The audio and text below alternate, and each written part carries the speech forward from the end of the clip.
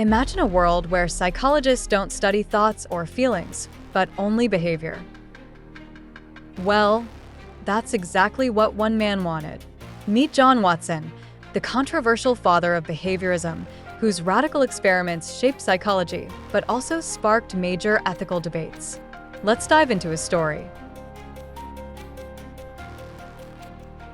In the early 20th century, psychology was all about introspection, basically asking people about their thoughts and feelings.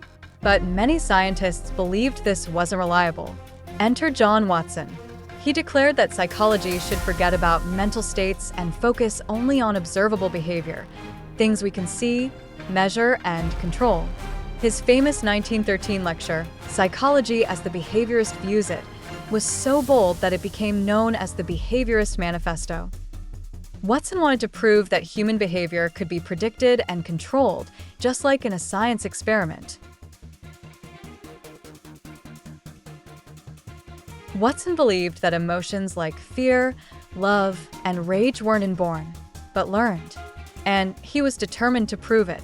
That's when he and his assistant, Rosalie Rayner, conducted the now infamous Little Albert experiment.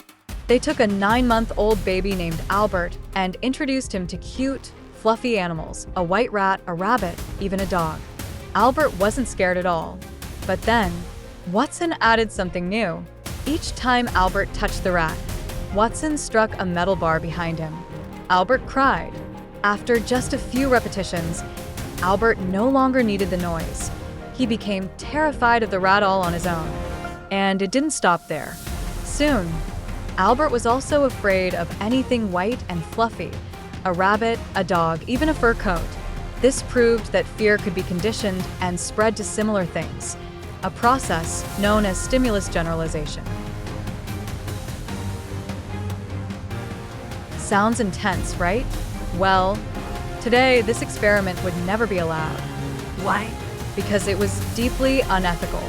Little Albert was never unconditioned. He might have carried this fear for life.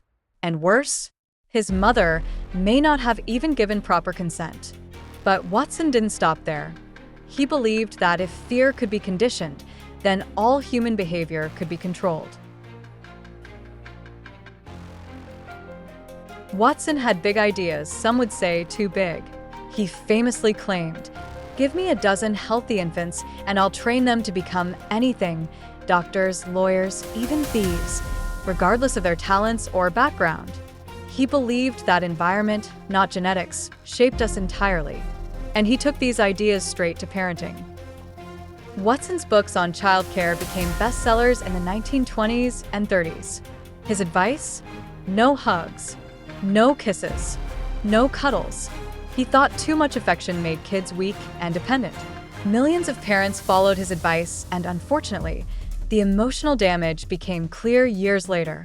Even his own children suffered, and his wife later criticized his harsh methods. Watson's career ended abruptly, not because of his controversial ideas, but because of a scandalous affair with his assistant, Rosalie Rayner. He was forced to leave academia and switched careers to advertising. And guess what? He became wildly successful, using behaviorist principles to manipulate consumer behavior. Despite his mistakes, Watson's work changed psychology forever. Later behaviorists like B.F. Skinner refined his ideas, making them more humane. Today, behaviorism influences therapy, education, and even marketing. If you enjoyed this breakdown, don't forget to like, subscribe, and hit the bell for more psychology deep dives. Until next time, stay curious.